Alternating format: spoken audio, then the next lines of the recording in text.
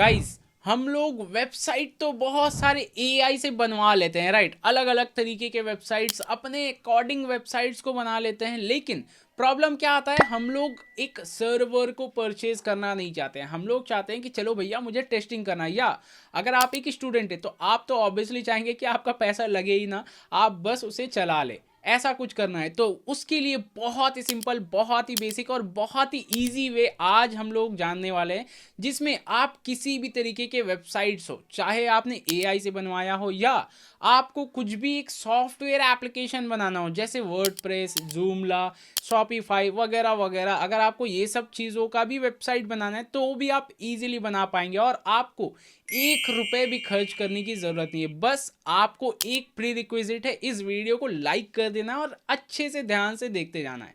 तो चलिए बिना किसी देरी के शुरू करते हैं इस वीडियो को। देखिए, सबसे पहले आपको गूगल पे आ जाना है और गूगल पे सर्च करना है pro host. Okay, free pro host, आपको ये इतना सर्च करना है, free pro host. I guess मैंने स्पेलिंग मिस्टेक कर दिया है, तो मैंने करेक्टली लिख दिया फ्री प्रो होस्ट। तो अब प्रोबेबली देखिए आपको ये फर्स्ट में नहीं दिखने वाला है, डेफिनेटली फॉर श्योर। क्यों? क्योंकि देखिए ये जो वेबसाइट है थोड़ा सा वो कह सकते हैं ट्रिकी टाइप का, राइट। तो ऑब्वियसली आपको सामने तो दिखेगा नहीं। तो देखिए जैसे ये मुझे दिख रहा है काफ़ी नीचे, राइट। मतलब पहला तो ये ऑब्वियसली ऐड है हमारे पास, उसके बाद ये भी ऐड ही है, लेकिन यहाँ पे हम लोगों को थर्ड पे दिख रहा है जो फर्स्ट ही होगा टेक्निकली, राइट। तो प्रो फ्री होस्ट ये लिखा हुआ आपको दिख जाएगा, आप इस पर क्लिक कीजिएगा। इस पर जैसे ही आप क्लिक करेंगे तो देखिए यहाँ पे सारी चीज़ें इसने डिस्क्राइब कर दिया ये क्या क्या फ्री में आपको दे रहे हैं। तो सबसे पहले हम लोग समझते हैं, और एक और चीज़ आपको इंपॉर्टेंट बताता चलो, ये कोई पेड प्रमोशन नहीं है, ओके।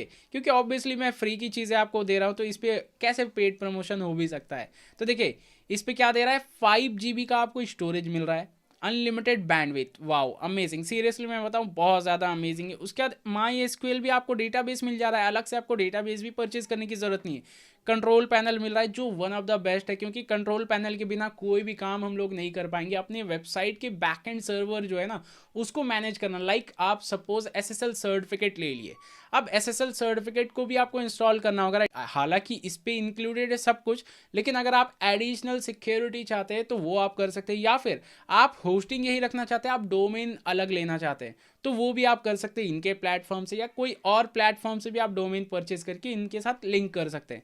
तो ये होता है कंट्रोल पैनल का बेसिक काम, राइट।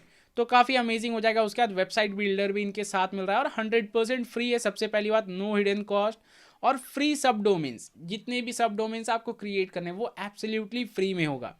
और ये अप टाइम भी जो है 99.9% अप टाइम है, और कोई भी फोर्स ऐड वगैरह कुछ नहीं आएगा। मतलब छोटे मोटे एड्स तो ऑब्वियसली आपको इधर उधर दिख जाएंगे, जैसे ये देखिए छोटा सा ऐड दिख रहा है, लेकिन कुछ एनोइंग टाइप का ऐड या आपके वेबसाइट पे कोई भी ऐड नहीं दिखने वाला है। तो सिंपल आपको क्या करना है, रजिस्टर नाउ पे क्लिक करना है। जैसे ही मैंने रजिस्टर नाउ पे क्लिक किया, अब यहाँ पे बोल रहा है आप अपना ईमेल आईडी डाल दो। ये जो अपना जीमेल आईडी है मैंने ये डाल दिया, और मैं एक पासवर्ड सिंपल सा ही फिलहाल अभी मैं रख लेता हूँ, एंड मैंने कंटिन्यू कर लिया। एंड जैसे ये मैंने किया ना, तो अब इस पे देखिए दो तरीके हो सकते हैं, या तो ये वेरिफिकेशन के लिए बोलेगा या डायरेक्टली आ जाएगा। जैसे देखिए अभी ये बोल रहा है कि देखो भैया अकाउंट तो मैंने क्रिएट कर दिया, लेकिन आपको वेरिफिकेशन करना होगा। तो मैं क्विकली वेरिफिकेशन कर लेता हूँ, मैं अपना जीमेल अकाउंट ओपन कर लेता हूँ, इधर एक्टिवेट अकाउंट पे क्लिक किया एंड हमारा अकाउंट एक्टिवेट हो गया। अब देखिए ये सब मैं सारे टैब्स को क्लोज कर दिया, ओके। अब यहाँ पे एक चीज़ समझिए, अभी यहाँ पे ऐसा कुछ ब्लैंक आ रहा है, कुछ भी दिख नहीं रहा है मुझे, राइट। अब यहाँ पे दिखेगा कैसे, आपको सबसे पहले यहाँ होम पे आ जाना है, ध्यान दीजिएगा। मैं होम पे आ गया, अब ये वापस से इधर लेकर आ गया, मैं क्लाइंट एरिया पे आ गया। ये ऑब्वियसली थोड़ा बहुत एड्स तो आपको दिखने ही वाला है, तो मैं इधर फिर से रजिस्टर नाउ पे क्लिक किया, तो इस बार वो रजिस्टर नहीं करेगा, वो ऑटोमेटिक हमारा लॉगिन वगैरह कर देगा। तो मैंने रजिस्टर नाउ पे क्लिक किया, तो ये हमारा कुछ इस तरीके से दिख रहा है। अब देखिए यहाँ पे आपको दिख रहा है एक बटन, आई गेस वो मेरे पीछे चला गया तो मैं गायब हो जाता हूँ।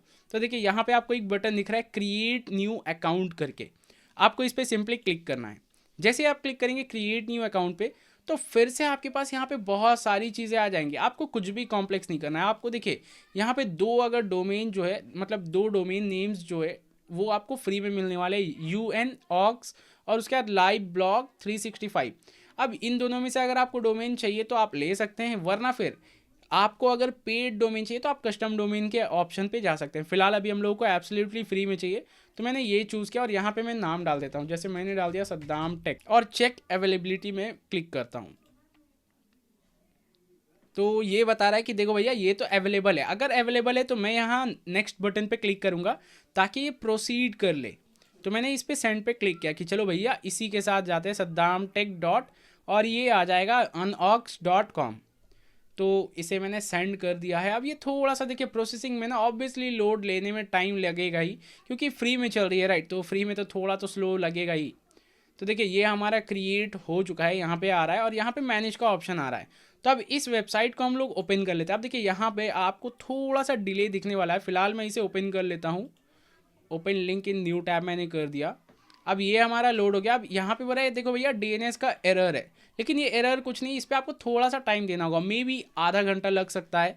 मतलब ये डिपेंड करता है वो डीएनएस सर्वर पे भी। जैसे अगर आपने इनका ही लिया है तो वो आधे घंटे में आपका इजीली हो जाएगा, और अगर आपने कोई और जगह से डोमेन लिया है उसको आप लिंक करें तो उस पर थोड़ा सा टाइम लग सकता है। तो आपको थोड़ा सा पेशेंस रखना होगा, वेट करना होगा, क्योंकि ये थोड़ा बहुत टाइम कंज्यूमिंग है।